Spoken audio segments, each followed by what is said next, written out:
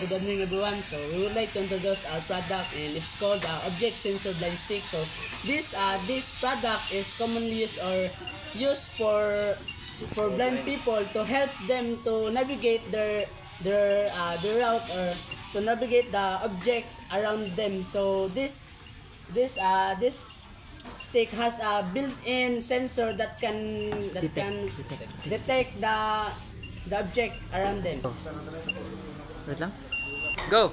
Okay guys, so ito po yung power source ng ating Arduino. So, ang nagkukuha ito ng power source dito at din nilalagay dito sa Arduino.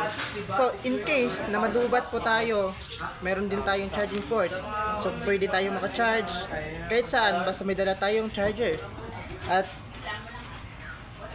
ito po ay isa sa kailangan upang gumana ang ating Arduino or blind stick. Lithium battery.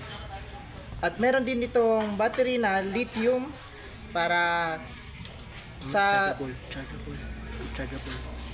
Nagamit din ito ay lithium battery para pwede ito maka-absorb ng power gamit ang pag-charge dito. Go. Now, so let us moving on our Arduino.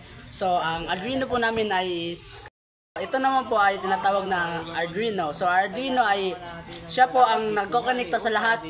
So sa lahat ng features, sa lahat ng charger, sa lahat ng sensors at saka lahat na sa vibrator. So basically, so para siya po ang kanang ulo niya o siya po ang nagbibigay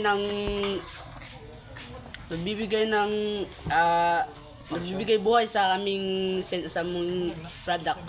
Go. So, ito po yung sensor ng nagka-connect ng object, yung mismong nagiging mata ng mismong bulag. Ito. At nakakaya niya mag-detect ng kahit anong object.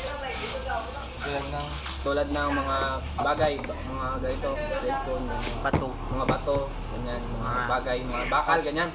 So, ganyan.